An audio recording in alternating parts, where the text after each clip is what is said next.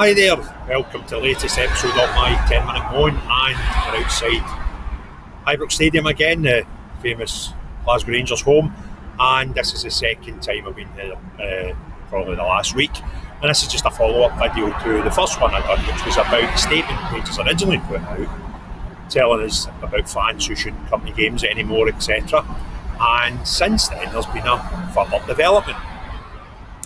Now, with that initial statement, I was contacted through political contacts that I have by a gentleman called Lord Toby Young, who is the leader of the Free Speech Union, who do remarkable work for people who are held accountable by workplaces, etc. Many things where they've said things and other people want to deny them their opinion. And the conversation went along the lines of he felt that this was a bit strange. And the first thing we spoke about was he said he believed that the club were investigating the fans who held the banner up. And I disagreed with him. As it turns out, I was wrong. I had said to Toby that I think what they were trying to look into was more than likely the pyrotechnic and the objects being put onto the field of play, which were also mentioned in the statement, because those could be possibly criminal matters. So at that point I thought, no, that can't be right. The club surely are investigating those things, not the banner. The banner was being dealt with by UEFA. But it turns out I was wrong, because last night the club put out a second statement, and in the second statement they said that they were pursuing the people responsible for the banner with a view to banning them for life. And you're like, wow, that's kind of drastic, and that's kind of draconian. And when I spoke to Lord Toby Young, I suggested to him that the best people suited for the Free Speech Union might have in fact have been the club, because I explained to him that with UEFA they have a different disciplinary process for things termed racist and things termed political. And even if we'd argued the point that this was a political banner, we would have went down this totally separate route for any disciplinary action from UEFA. And he totally agreed with me. So he felt that the Free Speech Union should have been lending a hand to the club, and it could have helped them potentially handle this a bit better. But now they're offering their services to the people who, as it turns out, were being investigated by the club. And what's happening with that is really particular. Obviously, I've got a lot of contacts throughout the Rangers support and some people even in the club.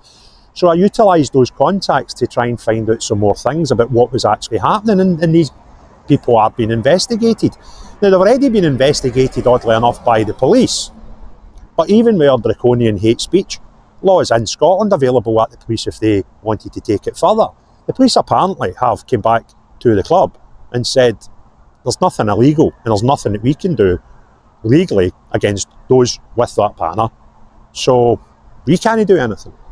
However, it appears that the club are hell-bent in finding somebody to blame for this, and there's been a number told to me, and I'll keep that to myself just now. Not that I disbelieve the source, far from it, but if I disclose the number it might give away the source. But it was more than a dozen. In fact, more than 2 dozen. And you think, so there's now a witch hunt. They want to find a number of people to blame for this and ban from the stadium for life. Now, I kind of know how banners work, and I can't see how you could possibly blame 25 people, 20, 30 people, whatever the number is, for the production and the display of a banner. And who's to blame? Is it people that made it? Is it people that stood with it in their hand? Because that might be a case of, can you hold this? We've all done that at a game, held a banner up, right? Without actually knowing what the banner is, because when you're below a banner, you kind of don't know what the banner says. So I find this an absolutely mental development. And what's going on is, there seems to be a few different suggestions on why this is happening. And there's 3 of them. And I don't know what one of these is true, if any of them are true, but they all make sense. And the one that I find more worrying is, there's a perception that this might be the board trying to get back at a group of boys, young men, that have held up banners showing their displeasure towards the board in previous recent months. Because obviously the anticipation is we have new owners very soon at the club, and this might be their last way of getting revenge against this group who quite publicly showed their disdain for the board. And that's a worry. If that's the truth, we need to find this out. The other two options, and the other two things, which there might be more, I'm only aware of another two schools of thought on why this is happening. And one of them is that the Americans are somehow behind it. And I'm not buying into that one, for the simple reason.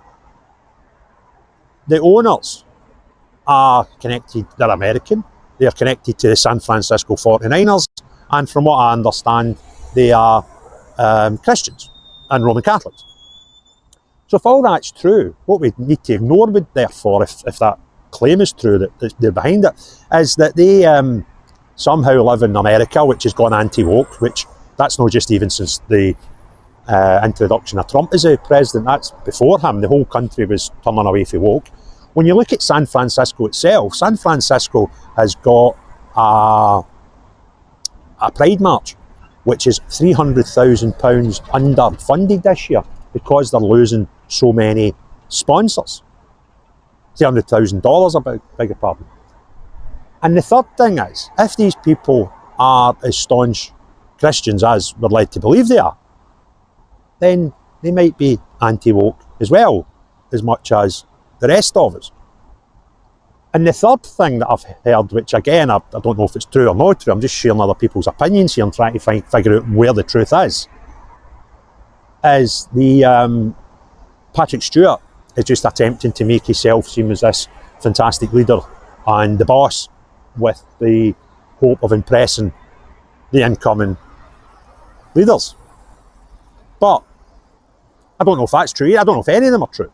But the most worrying one for me is this just a way at the current board getting some sort of revenge for the actions of, let's not beat about the bush, the Union Bears, who have had many protests recently against the current board.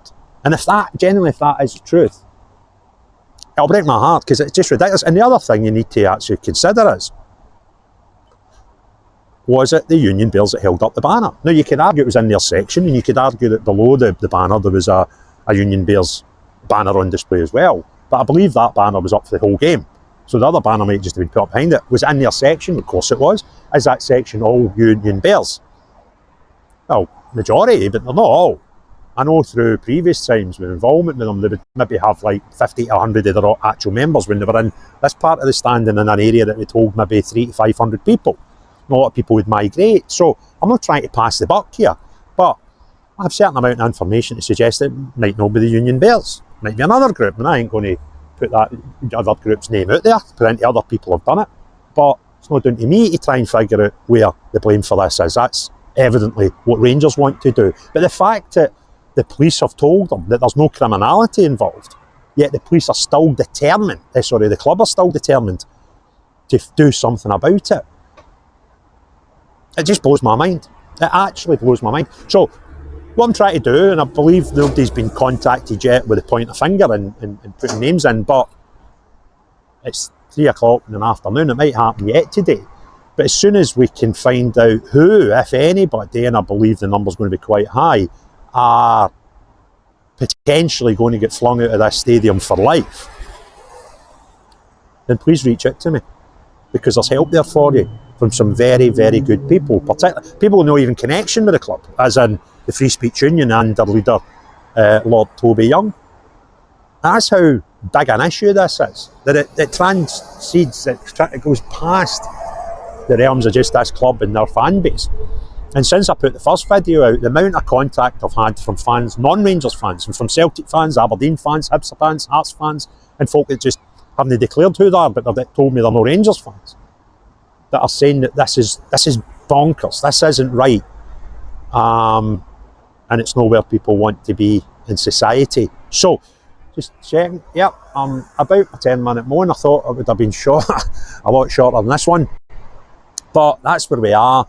And I would imagine as today and possibly into the next sort of 24, 48 hours, we'll have a better idea of who the club want to blame for this. And we might find out more as to the why, because this banning of fans didn't need to happen. And nobody can convince me otherwise. So if you enjoyed the video, hit the thumbs up, put your comments and opinions below, and hit the share button, please. And if you've not already done so, please consider subscribing and hitting the notifications bell for the channel.